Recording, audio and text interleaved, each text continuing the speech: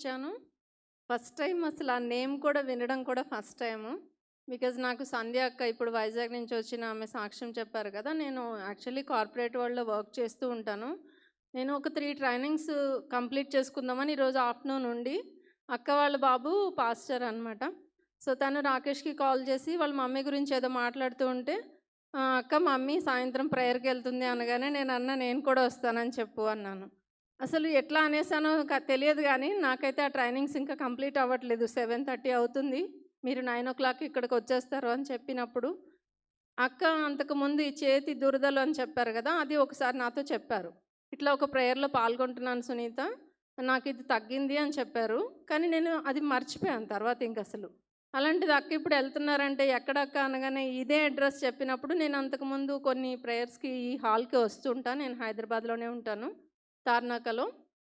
So, నేను ఒకటి ఎందుకు నేను సాక్ష్యం అంటే సాక్ష్యం కాదు గానీ, నేను చాలా దిగులుతో ఉన్నాను యాక్చువల్లీ. మా డ్యాడీ అక్టోబర్ 12థ్ రోజు చనిపోయారు. అయితే ఈ ఇయర్‌లో మేము చాలా పెద్ద సాక్ష్యం డ్యాడీది ఒక 3 మంత్స్ దేవుడు సజీవ లెక్కలో ఉంచి జూలై ఫస్ట్ వీక్‌లో మేము డ్యాడీకి ఆపరేషన్ చేపించాము. 72 ఇయర్స్ ఉంటాయి మా డ్యాడీకి. కానీ దేవుడు అద్భుత రీతిగా వెంటిలేటర్ నుంచి కూడా బయటకు తీసుకొచ్చారు. తీసుకొచ్చాక అక్టోబర్ 12థ్ ఆయన చనిపోయారు. డాక్టర్స్ మాకేం చెప్పారంటే, "మీరు మనీ గురించి ఆలోచించకుండా ఆయనకి లైఫ్ ఇస్తే ఒక 15 ఇయర్స్ ఆయన బ్రతికిచ్చినోళ్ళు అవుతారు. ఆయనకి ఎలాంటి అనారోగ్యం లేదు కదా! మీరు ట్రై చేయండి" అని చెప్పారు. మాకసలు స్థితి లేని సమయంలో కూడా 15 లాక్స్ మేము ఖర్చు పెట్టి నా డ్యాడీ కోసము ఎంతగానో నేను స్ట్రగుల్ అయ్యాను. కానీ తమ్ముడు గాని, నేను గాని కనురెప్పలాగా డ్యాడీని కాపాడుకున్నాము. డ్యాడీ ఇంటికొచ్చారు, సాక్ష్యం చెప్పారు. అక్టోబర్ 5థ్ రోజు మా ఇంట్లో థాంక్స్‌గివింగ్ ప్రేయర్ జరిగింది.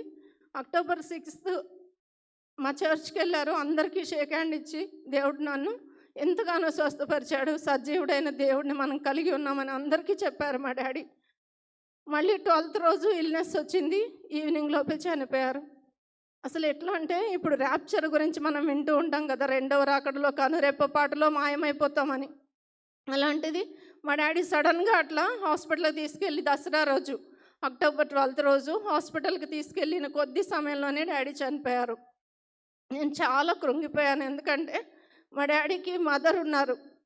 మా మమ్మీ చాలా అనారోగ్యవంతురాలు. ఇంకా మా డ్యాడీకి ఉన్న ప్రేమను బట్టి మా అమ్మమ్మని కూడా మా ఇంట్లోనే పెట్టారు. అందరిని నేను చూసుకుంటా కదమ్మా అనేవాడు. ఈరోజు ఆయన లేరు. అలాంటి చాలా వేదనతోటొచ్చాను. నాకు బ్రదర్ చెప్పిన ఒక మాట, నేను వచ్చేటప్పుడు ఒక్కటే అనుకున్నా, ప్రభా నాకు రెస్ట్‌లెస్ ఉన్నాను, కానీ వెళ్ళాలని ఆశ అయితే ఉంది అని నేను వచ్చేటప్పుడు చేసుకున్న ప్రేయర్‌లో కూడా ఆశగల ప్రాణాన్ని తృప్తిపరిచే దేవుడు కదయ్యా, నాకు మెలకువనుంచు, నిద్ర రాకుండా ఉంచు అని అనుకున్నప్పుడు ఇక్కడికొచ్చాక బ్రదర్ అదే మాట అన్నారు. ఆశగల ప్రాణాన్ని తృప్తిపరుస్తాడు అని. ఈ వర్డ్స్ నేను వింటున్నప్పుడు దేవాని సంకల్పము నన్ను ఇక్కడికి తీసుకురావడం ఈ దినమని. నా పేరు సునీత. నాకు ఇద్దరు అమ్మాయిలు. ఆహ్, నేను ఒకటి చెప్పాలి అని అనుకుంటున్నా. చాలా చిన్న వయసులో చాలా అభిషేకముతో చాలా మెచ్యూర్డ్ ఫెలోషిప్ వాళ్ళు నడిపిస్తున్నారు. చాలామంది సంఘం ఉంటేనే దానికి ఏదో ఒక విలువ అన్నట్టుగా ప్రెస్టీజియస్‌గా అనుకుంటారు. కానీ వాళ్ళకి దేవుడిచ్చిన తలాంతును బట్టి నేను స్టార్టింగ్‌లో ఈరోజే చూశాను వాళ్ళ ఛానల్ గానీ, లేకపోతే ఇక్కడికొచ్చాక అది జస్ట్ టైప్ చేసుకొని చూస్తూ ఉన్నాను అక్కడ కూర్చున్నప్పుడు.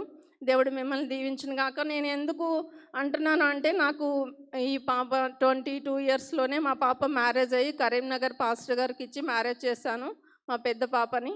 నాకు మినిస్ట్రీ వర్క్ అంటే చాలా ఇష్టము.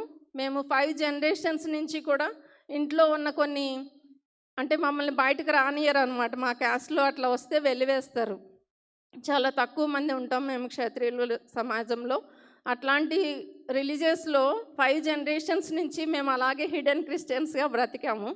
సో, నా పాపకి మ్యారేజ్ చేసే సమయంలో చిన్నతనం నుంచి కూడా ఇప్పుడు తను చెప్పారు కదా! ఎలాగ పెంచుతున్నారు ఇద్దరు ఆడపిల్లలనని. నేను నా ఇద్దరు ఆడపిల్లలకి అలాగే చెప్పుకుంటూ పెంచుకొచ్చాను. అయితే మా హస్బెండ్ అనేవారు, "నీ పిచ్చి వాళ్ళకి ఎక్కించుకో" అనేవారు. అయితే నేనే ఇలా ప్రార్థన చేసుకునేదాన్ని, దేవా రెండింతల పిచ్చి ఉండాలి నా బిడ్డకి అని ప్రేయర్ చేసుకునేదాన్ని.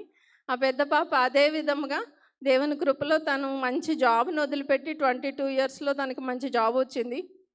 అయినా సరే అది వదిలిపెట్టి, మమ్మీ హెవెన్లీ డ్యూటీ కన్నా మించిన డ్యూటీ ఏముండదు నాకు అని చెప్పినప్పుడు, నేను ప్రభా నువ్వే నాకు సహాయం చేయి, ఏ వ్యతిరేకత రానియకుండా నా బిడ్డని పాస్టర్కి ఇచ్చి మ్యారేజ్ చేయాలి అని అట్లా అనుకున్నప్పుడు దేవుని కృపలో 3 ఇయర్స్ అయింది మా పాపకు మ్యారేజ్ అయ్యి.